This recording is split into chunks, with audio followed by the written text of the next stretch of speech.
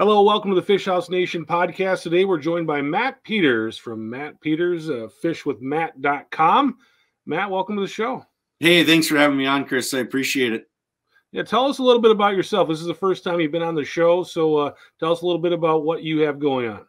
Yeah, like we were just briefly speaking about before we came on here on the show, I was just talking to Chris a little bit about really, so my background is just I've been in the industry and I've done the, guiding thing and the industry thing for the better part of, oh boy, since I was 15, I suppose, and I'm in my early 40s, excuse me, now. But really my whole cup of tea has been early around, I fished some tournaments in the summer, and then I've kind of started to build a small fish camp at Lake of the Woods to cater to a few, companies and different sponsor groups and organizations that I fish, that I get up to the lake and do a little fishing with. But I still do some open water guiding on Mille Lacs and some stuff here in the Metro and Waconia and Minnetonka. So that's where I cut my teeth, really. If I go back in the history of kind of where Fish with Matt started, is I grew up on the shores of Lake Waconia. And many people that have followed through the years know that that's kind of where I cut my teeth in this whole fishing segment. And then I just have kind of grown it into a little bit more of a content piece, a marketing piece, some fishing and some sponsor obligations and things. So that's kind of what's got me to where I'm at today. I've been able to work with a lot of great brands over the years, a lot of great people. I've had some amazing support that has allowed me to kind of stay relevant in this industry. And then along the way, I still fish some tournaments regionally here, the Champions Tour in the summer on the bass side.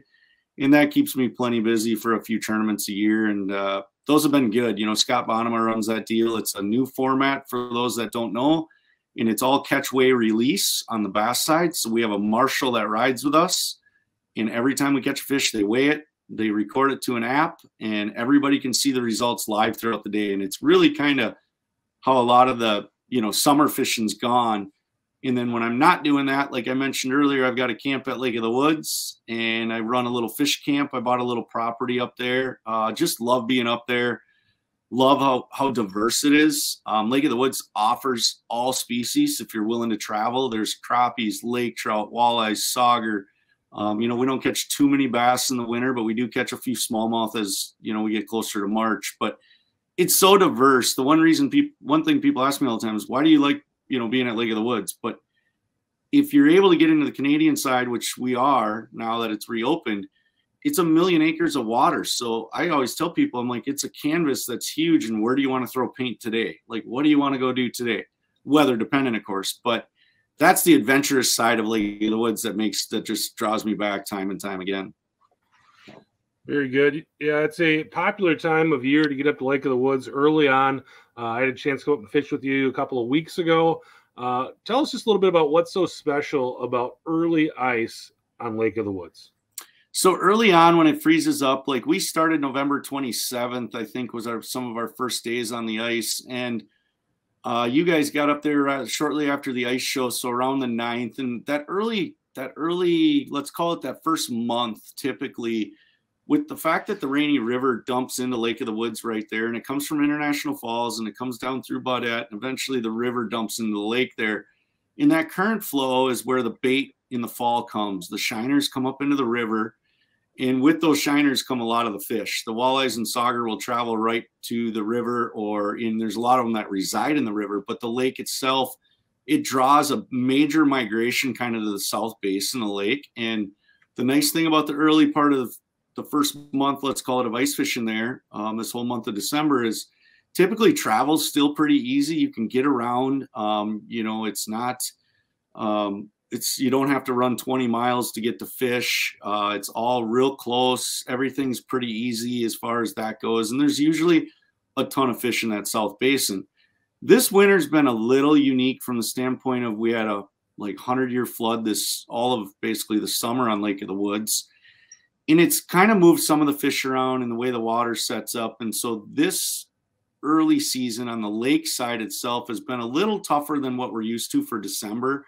We typically are used to being able to really catch as many sauger and then your walleyes mixed in throughout the day. And as you guys know from your stint up there, even I had high hopes for how that would set up. But it could be the muddy water. It could be just the floods over the summer that just move some of the fish and move some of the things around and just change their travel a little. But it was slower than average, I would say, for December. We usually just get over Pine Island there on the South Basin in anywhere from 18 to 24 feet of water, and you'll catch, an average day, I would say, over the last 15 years, a fish house to catch 100 fish is not out of the ordinary. It's very much the norm in December. Now, this year, like I was just saying, for some reason, the fish have been a little on the small side on the lake, and there just not been as many fish down there. I don't know if there's just still that many of them up in the river, or if it got that muddy when it was freezing up with all that heavy northwest wind. So, we've been trying to kind of figure that out. We can go farther up the lake. Like I mentioned earlier, it is such a big, diverse, massive body of water that with snowmobiles and other equipment, we can work our way up the lake and probably get on plenty of fish. But typically in December, the whole thing is we can fish close and it's easy travel and there's lots to be caught. So the one thing we did this winter is we moved more into the river. It's, just after we saw how tough the lake was, we've been spending more time fishing actually in the Rainy River itself. And it's been good. There's a lot of fish up in the river still that haven't made their way maybe back out to the lake, or maybe we're just catching some of those residents. But it has been a little bit of a unique year as far as you guys saw firsthand. Even when we went on the lake that day for 5-6 hours, we probably only caught, 12 sauger, and 8 of them or 10 of them were, 8 to 10 inches long. They were very small. So just, it was early in the season. We're just kind of getting our bearings on why that is. It was pretty widespread. It didn't just affect, everybody on that South Basin kind of had the same report, I guess, is the best way of putting it. And we were up there. We did some fishing out on the lake, just on the other side of the island there. But we also fish in the river. Tell us a little bit about the differences between the river and the lake, and kind of why you'd set up and when you'd set up in either place. Yeah, so really the river typically is a morning and evening deal for those guys that are looking to get in that current. Those fish, for whatever reason, that river's pretty dirty, and they set up really well to feed. That hour at sunrise and hour at sundown is really when they put most of their traveling in, and they'll move up on the shallow flats and feed. There are some areas in that river and those deeper holes and different places where you can catch some fish during the day, but typically it's not a great spot for, middle of the day. You might catch some pike, you might get an occasional walleye to come through, but that sunrise and sunset bite, for whatever reason, and there is more current in the river. So for guys that are looking to maybe go up there and fish in the Rainy River and fish some of those resident fish, and there are some big fish in that river that never leave there. I mean, there's lots of 8 to 10 pound walleyes that live in that river, and they don't have any reason to leave. The food's there. They'll just stay in the river. But like I said, the two key windows are sunrise and sunset, and then just figuring out what that current's doing. When you do get out there, be careful, because that ice is never usually the same as on the lake, because there is current. But we have good ice this year on the river. I think when you guys were up, we already had close to 12 inches of ice in the areas where we were fishing. But it makes it unique because electronics, no matter what you're going to do, you have to kind of adapt your game plan, because if you're using a flasher, or maybe you're using forward-facing sonar or one of those technologies, what you have to realize is that when you put your bait down, the scope of your line, because the current's going to kick your bait down current a ways. So guys that are using flashers typically will put their line up 2-3 feet farther up current, their hole that they're actually jigging in, and put their electronics a few feet down current, so that way they can watch it on that down current side, because the scope of where your bait ends up. And then it's just finding kind of the balance of how big a bait you need to really get it down there and keep it in that current, not have it wash out. And we found the current wasn't real heavy this year. We're running 3/8 ounce type jigs, spoons, different things that are dense, just so that way that current doesn't wash it out. But just a few things for those guys that, like I said, if they're haven't fished the river and they're maybe interested in it, or maybe they're going to go up there and they're like, I've always wanted to go out there and try it. Usually by 8:39 in the morning, you can bail off the river and you can head to the lake and spend the rest of the time on the lake the rest of the day. Talk a little bit about the differences and what you're going to be using as far as a presentation compared to fishing on the river and then going out to the lake. Yeah, and that again kind of goes back to that current. Typically on the river, we're looking to get it down in the current with either a dead, like a frozen shiner, or a live minnow. Either one will work great. The emerald shiner is the standard bait that's in that river. There are other, shiners and chubs and different kinds of minnows that they will feed on, but the main forage in that whole system is emerald shiners. So all the bait shops up there sell frozen shiners. They work great. You can, there again, have a dense bait, 3/8 ounce, even like a leadhead jig like you'd fish in the summer, or a heavier, jig and shad wrap maybe, or something that can get down and stay down in that current so it doesn't scope too far on you. When you get to the lakeside now, there again, the baits will change a little bit. You can downsize all the way to an 1/8 ounce spoon. You don't have nearly as much current. You can run a bobber rod with just a plain hook and a chub on it, or a shiner. And that typically is a great way to catch them on Lake of the Woods. What we always say on the lakeside is it's a 1-2 punch. What we call the dead stick rod, which would also be like a bobber rod, and then the jigging rod. And sometimes they'll come in on your jigging rod and then they'll bite your dead stick. And usually on that dead stick, a plain hook, a foot off the bottom, 18 inches off the bottom, whether it's a dead stick or a bobber rod, whatever your preference is.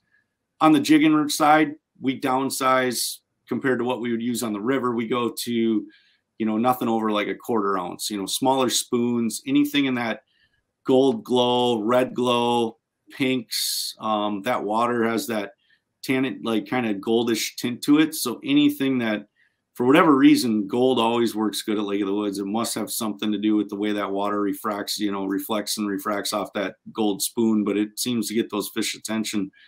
Jig and shad wraps, your, any of those rattle type spoons from Northland, VMC, there's quite a few brands of those out there now. So, spoons always work good. And that sometimes with the spoon on the lakeside, we'll just tip the minnow head usually. And then on the dead stick, we'll put the full minnow.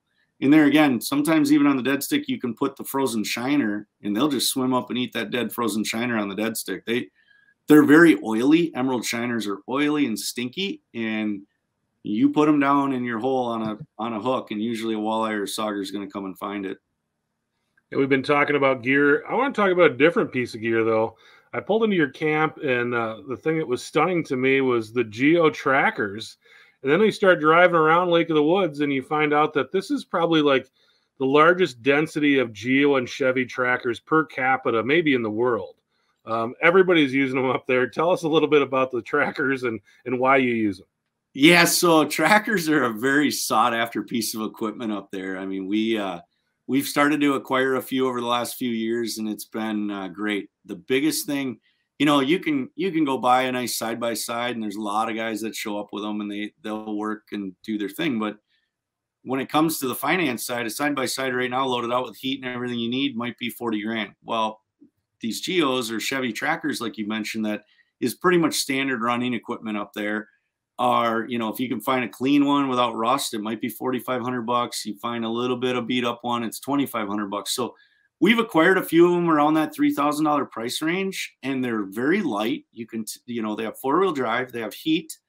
You can load your gear in there, another guy, no problem, even a guy in the back seat, because ours are 4 doors if you need to.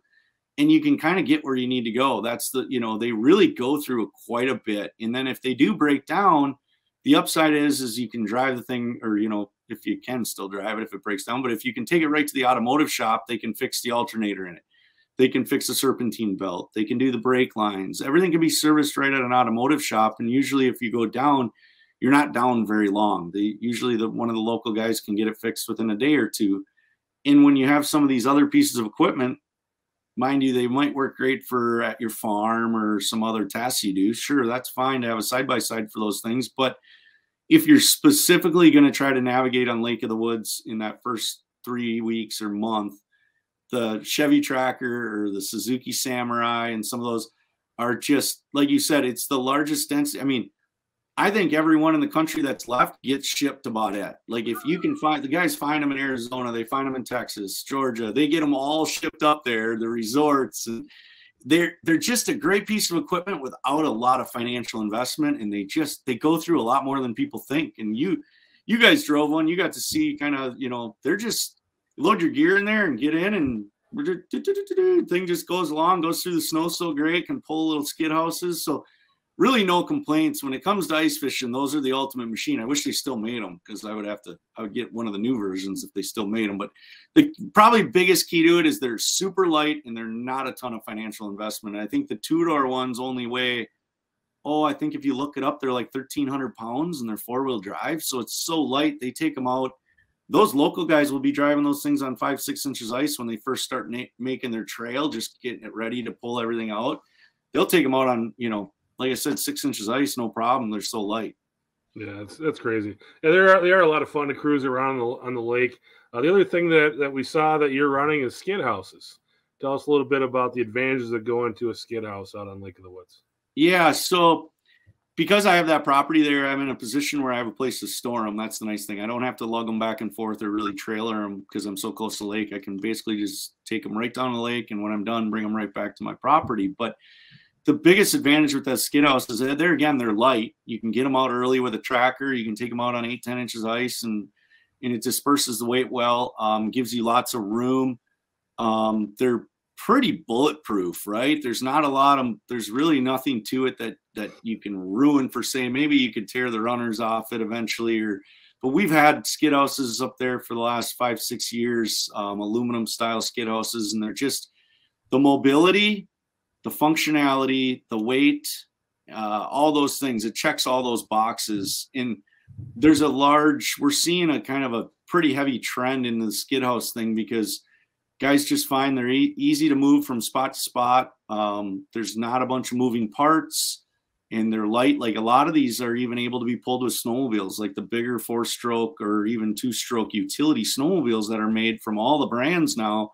Most of the utility snowmobiles have low gear, and you can hook onto that, an 8x10 skid house put it in low gear on a snowmobile, and you can pull it 15 miles up the lake. Where if you're on wheels, both your truck and your fish house, and there's plowed roads for those guys and everything, and that's fine.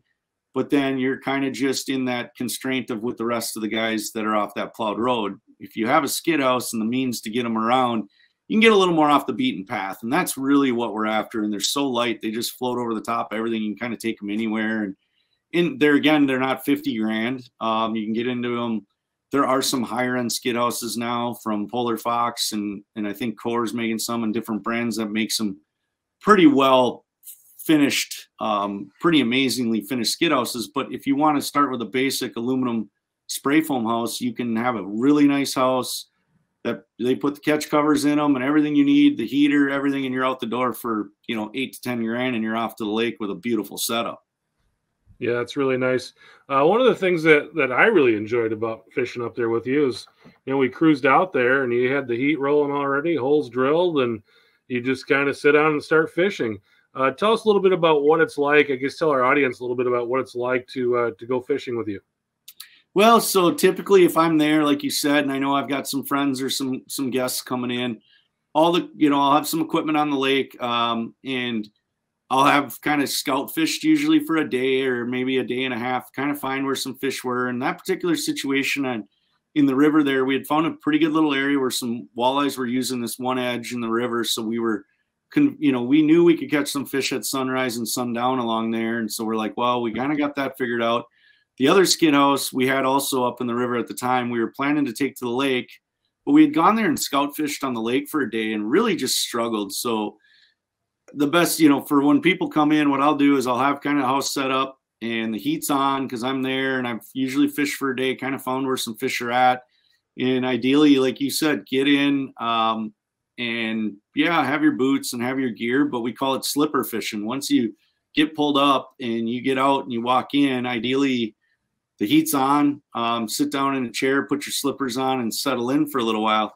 In the situation of the river where we were, like I said, I knew that we were only going to probably fish till 8:39, and then we did move that house. We just hooked it up to the geo, pulled it up over the island, and we went out to the lake for the rest of the day, and then we came back to the river for the afternoon with that house. And there again, that's the advantage of that skid house. Just popped over, popped the holes. In about 10 minutes, we were set up and fishing. Fished the rest of the day till about 3 o'clock. It had been slow on the lake that day, so then we came back into the river. But yeah, the nice thing with those vented Empire style heaters that we use is we can just leave them on, set the thermostat to low when we go in at night, come back when we get out in the morning and just kick the thermostat up a little bit. Holes are open, the heat's on. the floor is pretty well dried out, you can just kind of settle in and start fishing. If someone's heading up to Lake of the Woods for the first time, what is your advice to them?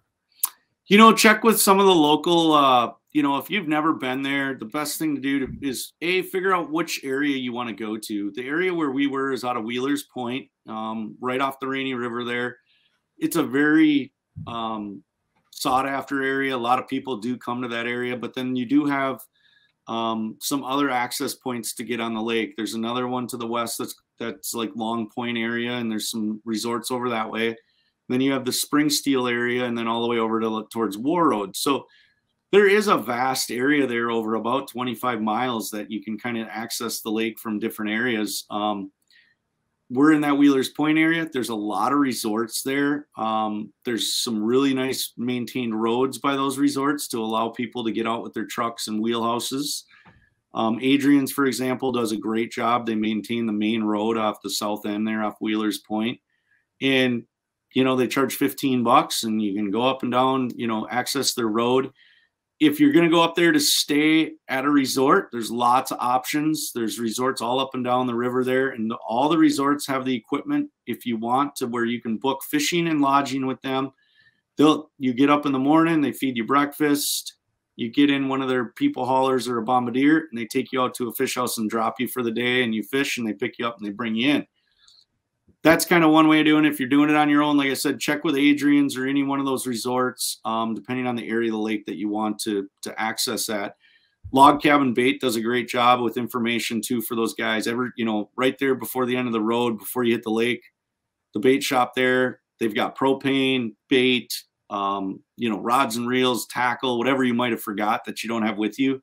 They have some of the best baits for Lake of the Woods. So it's good to stop in a log cabin, get a few things. You can get your frozen shiners, kind of get a lay of the land. You can get on the lake right there, just a few blocks up off the Adrian's Road, whether it's four-wheeler, snowmobile, pickup truck, you can access right onto the lake. They do a great job. There's lots of parking on the lake if you want to unload your machines off your trailer. The snowmobile trail starts right next to there, so you can get right on a stake trail and ride all the way up to the northwest angle if that's what you want to do for the day. There are some resorts up there on the angle that you can go visit. You can get lunch. You can fish up in that area, and then you can ride all the way back if you choose to. So, again, it's very diverse, offers a lot. But if you've not been there, do a little due diligence. Stop into those places as you're coming to the end of the road, log cabin. They'll point you in the right direction.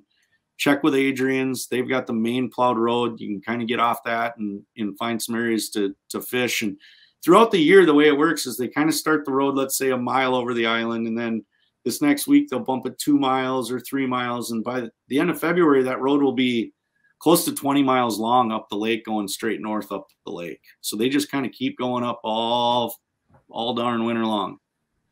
Very cool, Matt. I think the big news in ice fishing right now, especially in the upper Midwest, is all the snowfall. We've been getting pounded with snow. Look out the window right now. It's snowing here. How does this affect the ice now that we're getting all the snow from mid-December all the way up to now?